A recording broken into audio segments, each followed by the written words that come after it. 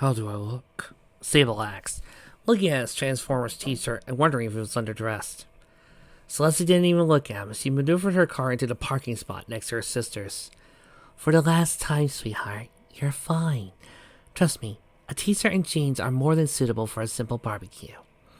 Yes, but I'm meeting her sister. You already met my sister, remember? I met her boyfriend, sorry.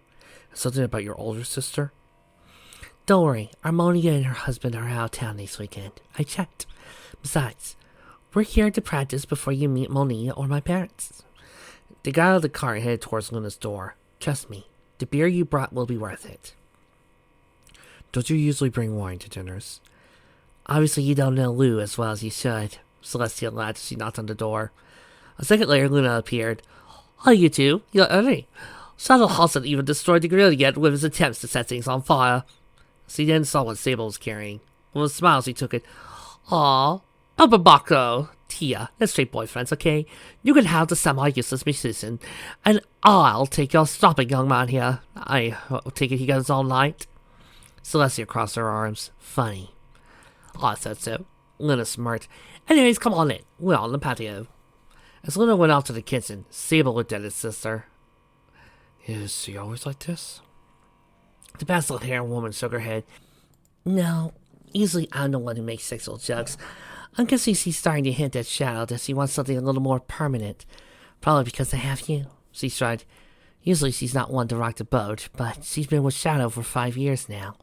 And I think our parents are tired of waiting here I am to pot the question. Problem is, Shadow's not a pot the question kind of guy, you'll see.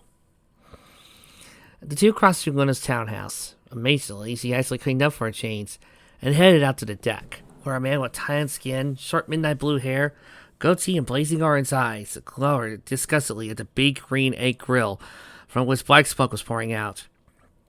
There was a penetrating look to the guy. From what Celestia had said, he was a musician, which probably helped add to the look.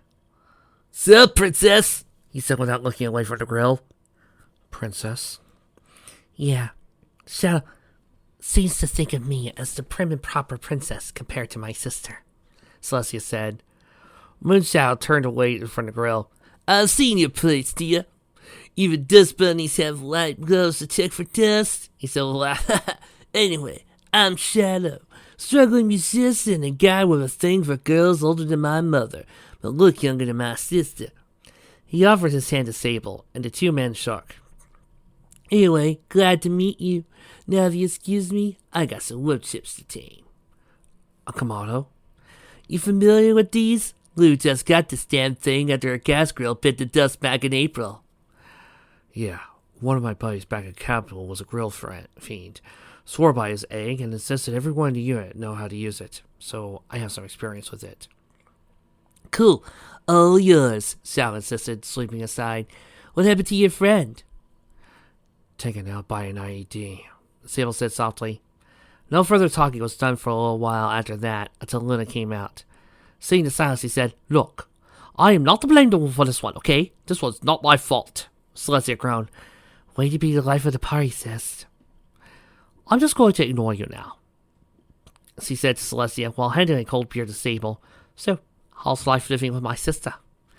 Sable put his arm around her. It's a blessing. Every day is perfect and it only gets better. Moonshadow and Luna briefly looked at each other, then away from each other.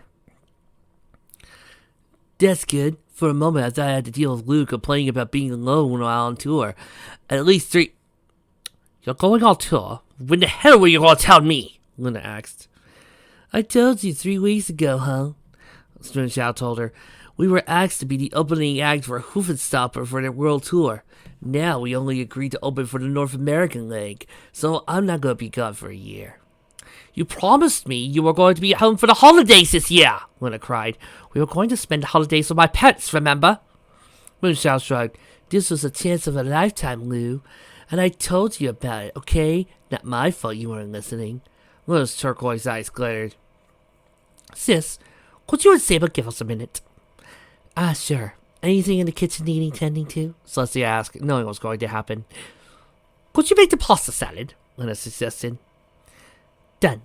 Come on, let's leave the two slug it out. Before Sable could argue, Celestia grabbed her boyfriend and took him to the kitchen. Sure enough, the moment the door was closed, the voices raised and the argument began. It's just normal, asked Sable. Sweetheart, my sister and I tend to be very passionate people. That Italian blood, you know. But we're like night and day. When I'm displeased with you, I tend to do it in little ways. Yeah, I know, he groaned. And Luna and Shadow? Well, they've been together for 5 years. They have this huge tendency to break up and get back together more often than the characters of a high school drama. I stopped keeping count of a long time ago. But I recall they last got back together shortly before last October. This is probably the longest they have been together, if you get what I mean. Sable grinned. So you could say they're already married before they even got engaged. Celeste returned a smile. I would argue they're even better matched than you and I. And the only couple I've ever seen more perfect is my niece and her fiancé. Sierra stood in the kitchen. Now, let me show you my famous pasta salad and recipe before... Sinas! Una chiasso! Luna stomped into the house, stomped over to the refrigerator, and pulled out a bottle of Nosferatu, slammed it on the edge of the counter, popped off the top, chugged it in one go, and glared at the door where her boyfriend was. Then she went over to Sable and kissed him on the cheek, saying, You'll do fine. Before turning to her sister and giving a beautiful smile, adding, You picked the winner this time, sis. She then stormed back to the patio, shouting, Sit the fuck down, arsehole! We're not done yet! Before slamming the door shut. What just happened? Sable asked. And this is the curse of being a middle child, I tell you.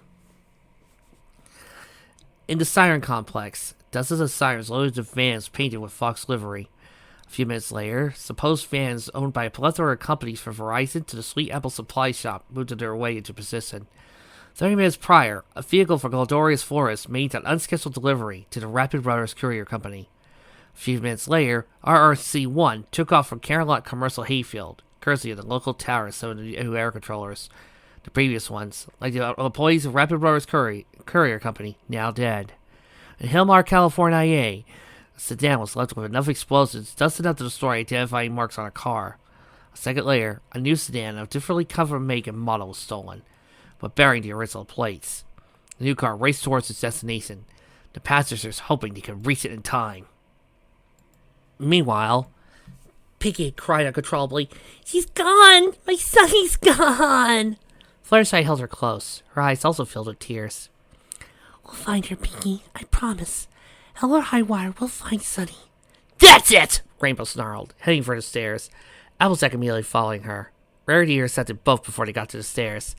Get out of our way, Rares! I'm going to do what needs to be fucking done, and when AJ gets her turn... What makes you think I'm letting you go first? Applejack barked. And then Piggy's going to destroy whatever's left has got that! So get out of our way! I'm going to kill that spoiled fucking bitch! How's that going to help Sunset? Rarity argued. How's any of that going to help our friend? All that's going to do is soothe your anger and into another friend.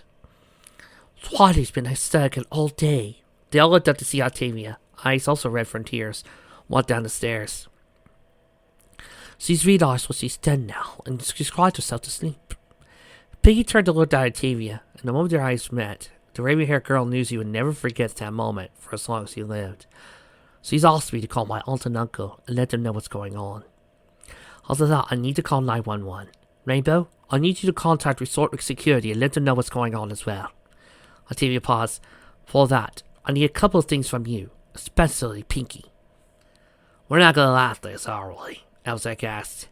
Fuck no, we're not, Rainbow agreed. I'll do it. Everyone looked up at Pinky as she stood up, her face a sketch of pain. I hate this. I hate worrying about the girl I love and I can't stop. I hate what I want to do to her sister for all this, and I'm afraid I will. I'm afraid this will make the kind of person I fear I always was, deep down. You're not. Fluttershy took her friend's hand in hers. You're stronger than you know, Pinky. Believe in yourself. I know Sunny believes in you. Pinky forced a smile on her face, giving Fluttershy a thankful nod. Octavia walked over and hugged Pinky. Thanks, Pinky, she said. This is all about someone we love, right? Anything else is secondary. Pinky looked at her friend. So go ahead and say what you need to. We'll all agree. Pinky looked at the others, and they were varying levels of agreement. From Fluttershy's full endorsement to Rainbow's very reluctant nod. Okay, first, I want you to promise that you're not going to do anything to Twilight, no matter what happens. And I'm not joking when I said she's realized what she did when she lost it. She's feeling immense guilt right now. And whether or not that's justified is not the point. I want to find my cousin safe and sound, but that doesn't mean I want to lose the other one here, okay? Peace. I don't like it, but yeah, we'll agree, Abzak said. Looking at the others to make sure they were all in accord. On the other thing, I want you to tell me about Sunny. The truth. I don't care what the deal is, whatever promises you made. My cousin is out there, and could be in danger, if not worse. Whether or not any new information comes up that lets her still officially become my cousin is beside the point. But to me, she's family. Octavia placed her own hand on her chest, eyes pools of worry. I don't care if she lied about her past or anything like that. All I care about now is that she's there for me and for Twining when she needed it, and that she needs us more than anything right now. So please tell me. Is there anything I could do? Tell me! The room was silent for a few moments, each of the others looking at each other, until Pinky was the first to speak. Sunny, she's an alien. Said what? She's Mexican? Look, if she came over when she was young enough, that's the law President passed about dreamers. No, she means a literal alien, Tavi. Rainbow almost looked incredulous as she said what she never thought she'd say. Sunny's actually not human, and she's a 30-year-old unicorn from another world. The room filled with silence as Octavia looked at him, and he looked back at her. But it was the voice behind her that said it all. Rainbow, if I heard what I think I just heard, then Tavi and Pinky are not the only ones who need to be on pills. They all looked to see Twilight standing there, at the top of the stairs. Look, Sparkle. Rainbow began. I know you've seen that video on YouTube. You had to have. Practically everyone in town has. Okay, fine. I deserve to lie, okay? But Sunny introduced me to the girl that made that video. She said it was a project for our class that Sunny was glad to help out with. I don't think you'll understand, Twilight, dear. Rarity cut in. Rainbow's messing with me. I know, and I fucked up, okay? I'm hurting right now. I chased away the one person I shouldn't have, but I don't appreciate the lies, okay? Fine. If she's really an illegal alien, but seriously, an extraterrestrial? Extra-dimensional, actually, Farsight added. Not helping, Pinky sighed. Look, I know you all hate me, and I know you'll never forgive me or want to be friends with me after this is over. I accept that. Right now, whoever she is, Sunny is out there and in trouble. I can't forgive myself if something happens to her that I couldn't stop. Worse, if it was my fault. Please, help me find her. Twilight looked at Octavia. I'll call my parents. You call 911, and then someone needs to contact Resort Security. Good luck with that. I've been trying on and off all day. I haven't been able to reach them. Well, if they went out of town and left their cell phones behind, Octavia explained. Regardless, we need to find Sunny, and I need to apologize to her. See you them all. Do we agree? What was going to be said was cut off a second layer as the window shattered. Meanwhile, Kane walked into the apartment. She stared with her fiancé. Thank God for the weekend. I feel like I could sleep the whole weekend long. Shiny was already there, sitting on the couch, watching TV. You don't want to do that, because I have plans for the weekend. She plopped down next to him. You do? Yep. He put an arm around her, then reached over for something sitting on the table beside the sofa. Though this might interest you. She looked at the tickets and her lights lit up. The Cirque du Soleil? At Klamath Falls? Yeah. Apparently someone opened up a new resort there by the Whitewater Falls, and they're starting it off right. Figure we could jet up there in the morning, cast the evening show, stay overnight before we have to come back on Sunday. Thoughts? She kissed him. I think that's to make my thoughts clear there. There was a knock on the door. Tell you what, that's the Chinese order I made for Tara tonight. You go change into something more comfortable, and I'll get that. No, I think I'll eat first. That way I could change later. And maybe I can get a certain guy to watch, she said with a wink. I'll take you up on that offer, he said as he went up to the door, only to have it kicked in. A woman in cat pads and body armor rushed in with a metaphorical precision, fired twice. The tranquilizer dart set in, taking effect nearly instantly. She tapped the radio on her helmet. This is Capture Alpha. We have Tango Alpha 1 and 2 in custody. Over. Another girl leaned over the unconscious forms of a man and woman, while another girl with her tied up in a gag child, trying to scream at the top of his lungs. This is Capture Bravo. Tango Bravo 1 through 3 are in our hands. Over. The group sat down at Luna's table in the house, the two lovebirds having gone through the argument storm right back to lovey-dovey again. Needless to say, Sable was definitely feeling off-kilter.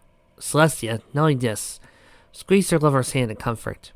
So did you bring it? Luna asked, templing her fingers as she leaned over the table. Celestia shook her head. Yes. Though, I have no idea what you want me to draw with this. She set down her burger, wiped over her bag, pulled an item out. You know this thing cost me a fortune. Yeah, and I promise I'm not going to get down during exams, okay? Someone at the Red Fair Cornflower and I are going this weekend and needed to see that it's night gleam, so I promised her I'd show her. As it is, Cornflower's considered picking up a lunch so she can joust with other people in wheelchairs. I'm not sure that's a good idea, Moonshell offered, Sable saying nothing agreed. The women, on the other hand, ignored him. Oh, you still have Night's Gleam? Celestia asked. Night's Gleam? Sable asked. Yes, it's my sword. Live steel katana. Cost me a fortune. I still have the skin-tight Kuronichi costume that goes with it whenever me and Shadow roleplay, she said with a smile. I so did not need to hear that, little sister, Celestia sighed. Anyway, take care of my sword or I swear I'm taking it out of your hide. Got that? The answer to that was a squad of heavily armed women busting in through all windows, the front and back doors at once. With perfect precision, they fired, hitting all targets, except for one. On instinct, Sable rocked his chair back, the tranquilizer ground, just passing through where his torso would have been. The moment he hit the ground and the relatively cheap IKEA gold chair shattered, that gave him all the weapons he needed. He grabbed her and immediately attacked the first siren, hitting the weak spots around her body armor before putting her down. He then grabbed her sidearm startlingly. Who the fuck are you? Shots rang out. He suddenly dropped to the ground as a pool of red began to expand beneath him. The senior siren president called out, Clear! Hold fire! Hold fire! One of them bent down, looking at their downed teammate. Wow. Whoever the hell this guy is knew his shit. Body armor seriously damaged. It dulcimer's down hard. Get him out of here, then. She then looked at the third one present. Check him. If he's capable of that, we don't want him getting up. No need. We got him, King replied. Shame. We could probably use the challenge. Oh, you monsters! I liked him! I really did! I liked his character! You miserable, no good frickin'! You don't get it. We here at Speedster Studios take our OCs very, very personally, especially if we find one we like. This is Capture Charlie. Tango Charlie 1 through 4 down, but we have casualties. 1 blue, 1 red. 1 red? Yeah, some guy with more muscles than brains, I guess. He was with the princess. Maybe one of her bodyguards? Understood. Leave one of your people behind for site cleanup. We'll make sure the order to do that. The prince prepares a little surprise he has planned. Does the captain know that? She's the one ordering that you leave someone behind. Once we give the signal, we can seek it towards the place and RTB. Right after that, Capture Charlie, actual out. The siren looked to one of the team members, not currently busy. Yo, Seamaker Crescendo, you have late duty, got that? The second one grinned. You're getting troublemaker to stay behind, so we might torch the place early. Seaman Troublemaker Crescendo groaned. Ha ha fucking ha. Besides, I need to catch up on my TV shows anyway. Know how long it got wait? Command didn't say. All I gotta say is just wait until they give the order. Then grenade the place and rendezvous as soon as you can. Why, bitch, you got the easy job. We got Dulcimer and the Tango's RTB. Yeah, I got you, Chief, Credendo said as he plucked down on the couch and reached for the remote. You guys have fun. I'll manage somehow. I'm going back in the house, Zimmer told him as the car came to a stop. Bolting out immediately, she knew what was going to happen. It didn't want the awkwardness of being around when it did. Watching her daughter, Solaire chuckled. I can assure you she loves the day, really, she said to Zephyr. I'm glad she did, really, Zephyr said with a smile. Sunset reminds me of my own daughter. Fleur Pucus. Percy says the sweetest thing, too. Rose white hair, adorable little green eyes, tons of freckles. Though she hates them. I think she and Sunset get along wonderfully. Not much of an age difference between them. Percy's only 13. Zephyr reached in her pocket and pulled out a picture showing Solaire. Probably the only good thing come down to the wreck of my merits. Do you have to go? Solaire asked him. Yeah, I had to go because I need to give a report on what happened at Saffron. We need to make sure the bastard that did this to her ends up behind bars. But that's not for me to do. Not my jurisdiction, he said sadly. No, the real reason I need to go is because Paradis wants me to sign the papers to let her take Pressy with her to New Orleans. Legal separation papers. Solaire looked down and shocked. You're not going to fight it? I can't, silly. For one, the U.S. court system usually prefers the mother to have custody, unless she's a real fuck-up. Even if she's cheating on me, I still have to admit that Paradis is a great mother and been a fair spouse. And even if she was a complete basket case that would end up with me getting custody, you know what I do for a living. There's a chance I won't come home one night, and I could never do that to my child. You're a good man, Solaire told him, reaching over, squeezing his hand. Apparently better than your wife deserves. Look, I'll make some calls. Make sure that the person replacing me is decent enough, and... He muttered something under his breath along the lines of, can't believe it's saying this. He gave her a smile. Look, I've got some vacation days coming up. And even signing the papers, I know Paradis isn't going to beat feet for Louisiana easily. So maybe... Are you asking me out, agent? She playfully tisked. What would your supervisor think? Sapphire gave her an knowing grin. I think he owes me a few favors anyway. Plus, I already know Paradis has moved on, and in the end, I need to move on as well. The two began to lean closer, lips approaching one another, their hearts guiding them. Until Solaire paused, eyes wide in shock. Knowing that look, Sapphire immediately went for his gun, withdrawing as he turned to see two rifle muzzles pointed at him. At the distance, a heavily armed woman wearing a balaclava pointed a pistol at the head of a tear-streaked sunset shimmer. Drop the gun, or I drop her, the woman ordered. You're not going to get away with this, Sapphire replied. My partner is dead, the woman replied. We killed her a few days ago, so we know she's not around. And unless you want to join her, you'll lay down on the ground while we take the princesses. Understood? He turned to look briefly at Solaire, and she in turn gave him a quick kiss. I won't let anything happen to her. I promise. He told her. Well, sleeping with your escort. How unprofessional. One of the other women taunted. You harm either of them, and I swear you won't live to see tomorrow. Sapphire told the leading woman as he got out of the car. I'd be more worried about you if I were you, the woman said, nodding briefly to the other women, who pistol-whipped him, knocking him out cool. Sapphire! Solaire screamed before her rival pointed at her. Shut the fuck up, bitch! You're lucky we don't kill you, the gun woman said. Let's make this easy, shall we? The woman in Bakofa replied, We have orders to take you two alive. Alive doesn't mean unharmed. So unless you want to be beaten within an inch of your life, I would shut the fuck up and get out of the car and into that van over there before I kneecap your little shit here. Mom, Simmer sobbed, looking at her mother worriedly. For as long as she's been a child, she always relied on her mother. I'm counting down from 3, princess, the woman warned. 3, she cocked the pistol. 2. To prove her point, she pointed the pistol aside Sapphire. The round tore through his leg, painfully bringing him back to consciousness. 1. She sounded, placing the muzzled gun right against Sunset's arm. No! The elder princess screamed.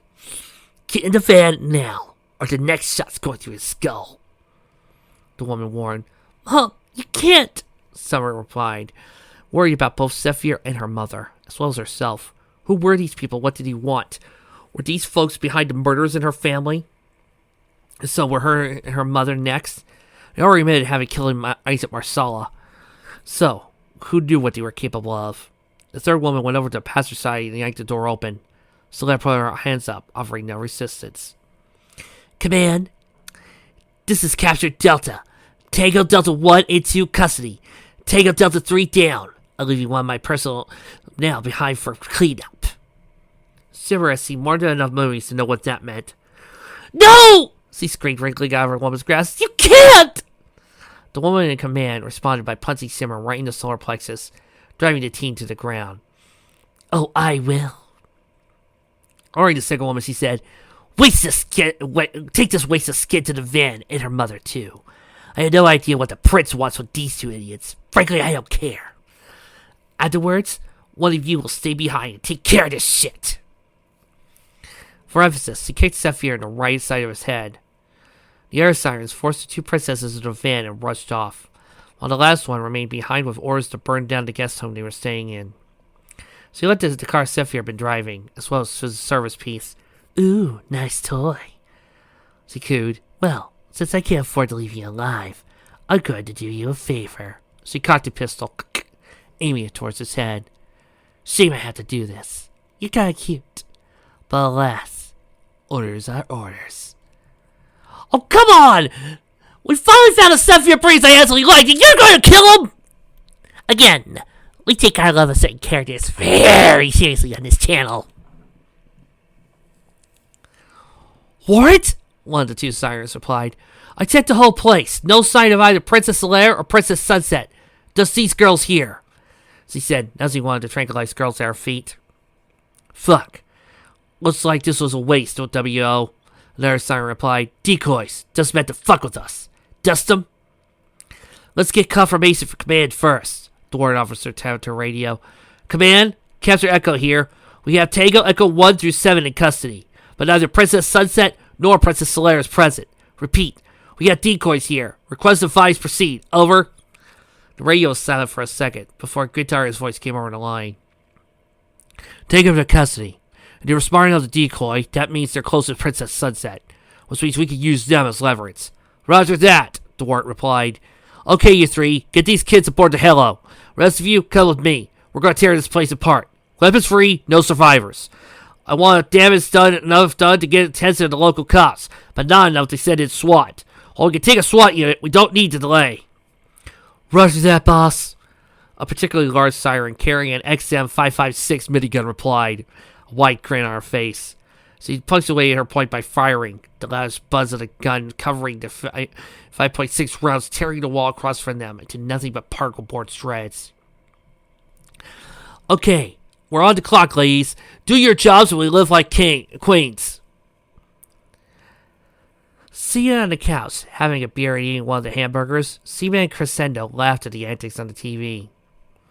She hated to admit it, but she was a brony. She watched Philly Francesa and loved the main character, Rose the Unicorn. Apart from whether there were unicorns out there for realsies, but it wasn't like she was going to admit that to her teammates. She was so excited watching Rose and Bella thwart the evil Rhineglome's plans once again. It gave her an idea for a fanfic. People were reading her works on Philly fiction after all, and she was a rising star in the fanfic world. In fact, her alternate universe fic about Rose secretly visiting the human world was something she was sure was going to get the attention after she finished book 1 of All American Philly.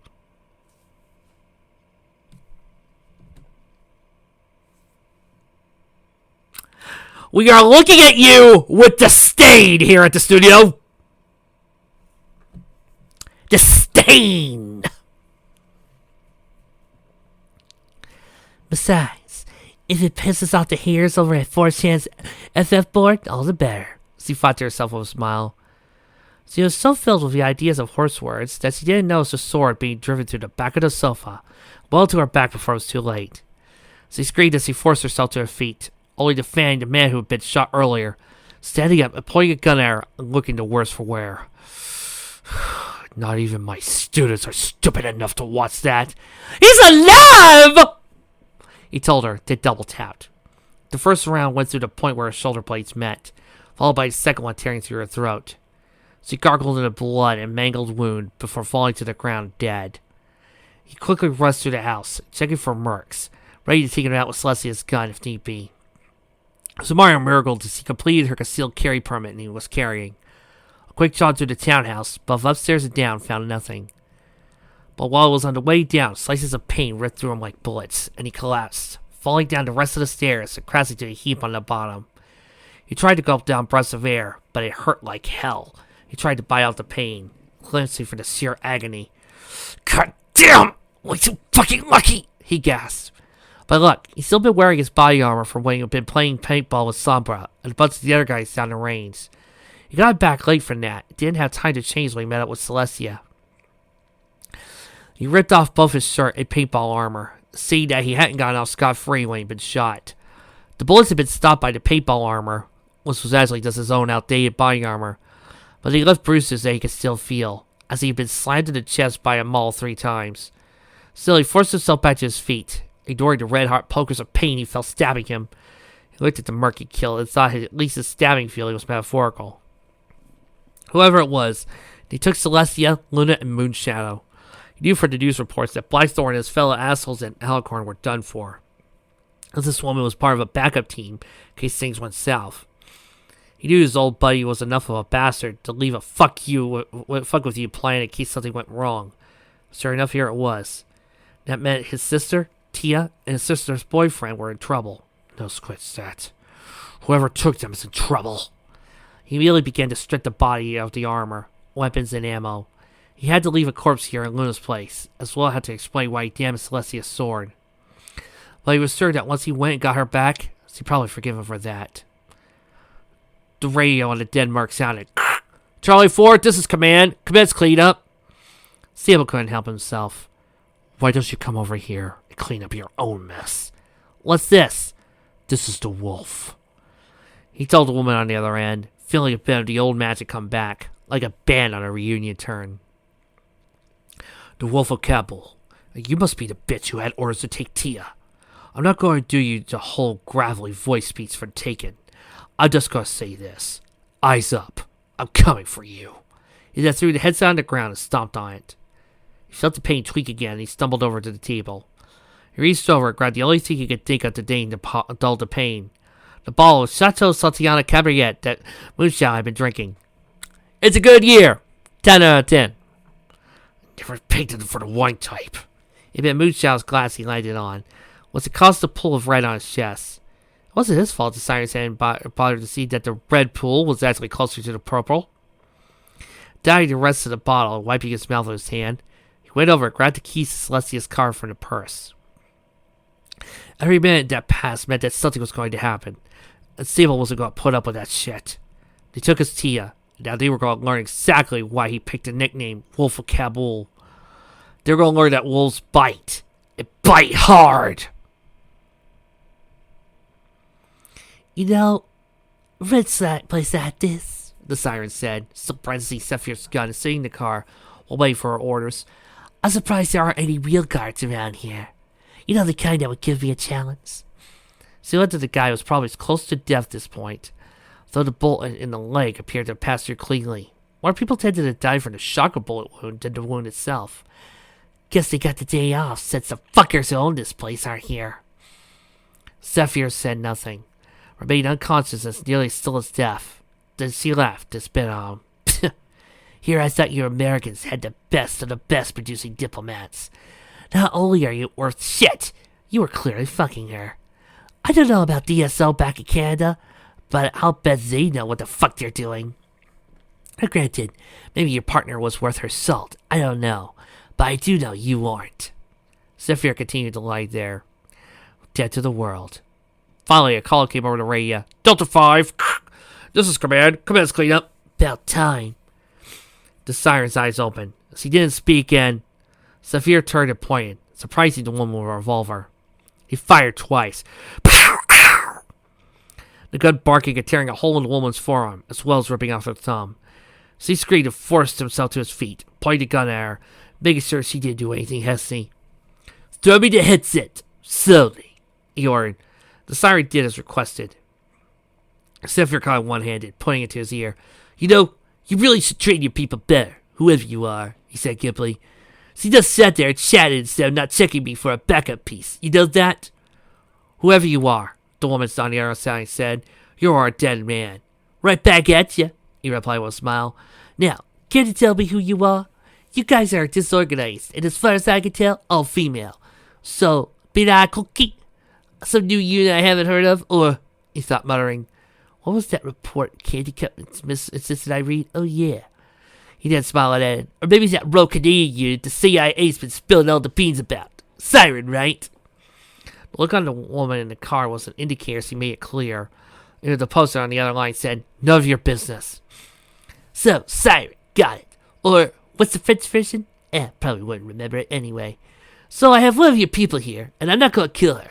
But I'm not going to be nice about it either. You can either cough up my charges, or I'm going to spare her. and can take you out.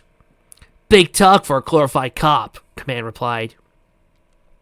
Yeah, but you see, I wasn't always DSS. I might be somewhat of a joker, and a smoker, and a midnight toker. And another, and a midnight toker. I play the music on my arm. But before I was with the service, I kind of belonged to a particular army unit. Perhaps you heard the 1st Special Forces Operational Detachment? There was silence on the other hand. Now, it's been a while since, and I know the world cares more about SEAL Team 6 than my old rag. But I'm sure I can make the same level of, let's just say impact. You're a dead man. We're coming for you. Don't bother. I'll be there first. Cut off the line and looked at the girl. Want to live another day? She nodded. Don't worry. Even though you shot me with my own gun, not gonna kill you. Not my style. However, a few minutes later he was driving off, hoping he'd find a cop along the way to turn the girl over. Fortunately, between the zip ties and her being in the trunk, she wasn't going to be a problem anytime soon. No, his problem was finding Solaire and Shimmer, getting them back safe. He had no idea why the Sirens had her, but had anything to do with their little rebellion against the Canadian government, then he was going to want answers. Whether or not any Siren lived past giving those answers, well, that was what paperwork was for. In her mind, Twilight Sparkle screamed. Just a few miles north, Aqua's eyes opened in shock. A second later, the room was briefly filled with silent light as the air rushed in to fill the space that 120 pounds of molecules never longer hid. Carrying the unconscious forms of the other girls, the first group of Sirens headed off the helipad, where the first helicopter sat, ready for takeoff. The second group, as ordered, began their wanton slaughter. Sir, it was a waste, but at least they would be looking for whoever started a massacre, instead of who kidnapped a bunch of girls. The warrant officer ordered, I don't care who they are, or even if you want to fuck them in your spare time. In the 10 minutes, the only things I want still living are Sirens, understood? The attack team didn't answer. Instead, started shooting all the people they by now realized something was very wrong. A golf cart of 2 security officers came up, only to be torn to shreds by a minigun one held. Another one fired grenades into one of the nearby bungalow. The explosions started turning the building into a charnel house of flaming debris. Screams of the dying within. The warrant saw the first helicopter take off successfully. By now, the local authorities had to be notified and were en route. Which means he only had time to light up just a few bits more before they had to take off.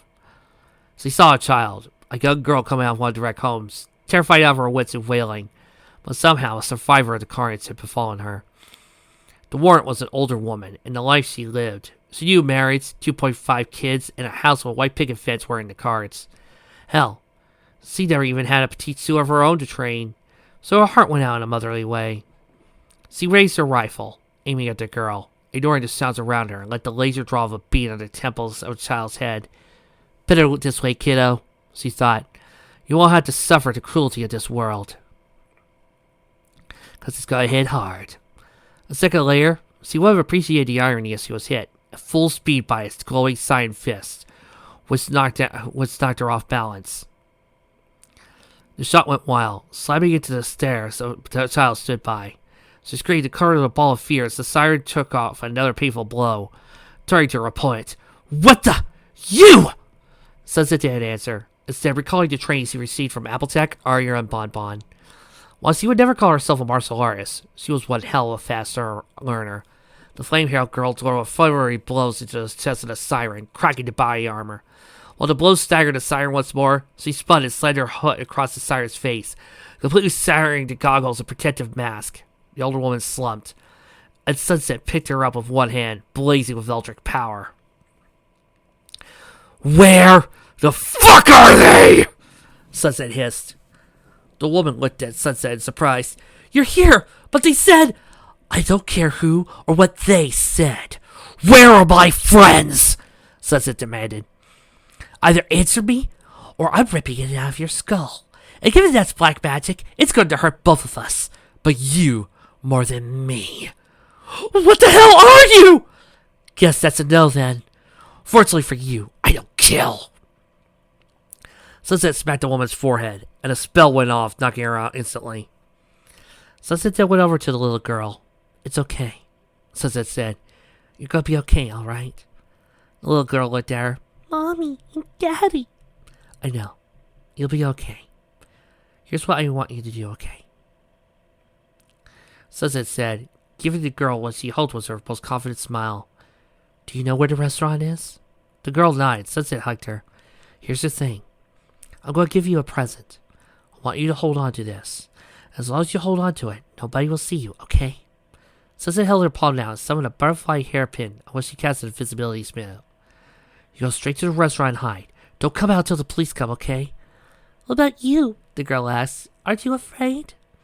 Sunset smiled, but this time there was no humor. I'm the Archbishop of Equestria. The bad guys are the ones who need to be afraid. Now go. And know you're safe, okay? The girl scampered off, and Sunset let go of a smile, trying not to cry. Someone had taken Twilight and the other girls. Sunset had seen their bungalow blown to bits, and these strangers were now tearing the hell out of the place. Who were they? And given the weapons they have, what did they want? A normal girl would have broken down right now. Just a little girl with reason. Sunset knew. I'm no little girl. And the only ones who are going to break are them. Sunset suddenly heard the screech of the tires and the roar of an engine. Turned to see a car. And out of the car came 3 people, faces he knew. Sunset's heart broke. Suddenly it made sense. Their knowledge of apparent training, the relative social awkwardness that at times outpaced Fluttershy's, their sudden and mysterious disappearance. Is this your doing? She screamed. I trusted you! Dazio slammed the brakes on the car, parasliding through the bushes. He saw flames. Fire at anything that's, well, you know, she ordered. Roger that, Arya said, drawing a bead on a siren she knew. But that wasn't a girl she knew anymore. Not really. Under Katana's control, she was nothing more than a monster tool. A decent soul turned into nothing more than a mindless weapon. And as Arya fired, she knew she wasn't really killing a fellow member of the Sisterhood. She was performing euthanasia. A siren turned and fired in the car. Sanaa returned fire. I don't like this, Daji! She said back. We're killing our own! No, we're not, Daji said, pushing the car towards the flames. They're already dead the moment Blast got her hands on them. Her and that freak of a prince! She poked her head out the window and fired her pistol, taking down third. We need to find Sunny before it's too late! In the distance, Arya saw a flash of turquoise. Daji, hard right! This saw something! Her? Not a fucking clue, but it might get us answers! The girls got there just in time to see Sunset, when a girl vanished in the distance. There she is! Dazi said, slamming the brakes on the car, the other two leaping out to save their friend. Is this your doing? Sunset screamed at him. I trusted you! She does not look happy, Arya announced, saying down her gun. I'm going hunting, Adachi told her sisters. We need to stop this killing. You two take down Sunny and get her into the car. We'll head out here and explain what the hell's going on. Sanaa looked at her flame-haired friend, sitting just a short distance from them. There was something different about her. I got a bad feeling about this. So, maybe she could throw a punch now, Adagio said, pulling a trusting P90 out from under the driver's seat. I trust you two to stop her safely. After all, we're sirens, and she's just a normal girl. How hard could it be? Do-do-do-do-do-do-do! I know I say this a lot, and I mean it every time. Remember when the story was simple? All I can say is that this is putting my persona in Equestria Girls' little crossover fic to shame that I'm doing an RP with. Oh God, is this putting me to shame? I'm feeling wonderfully inadequate, people. Wonderfully inadequate.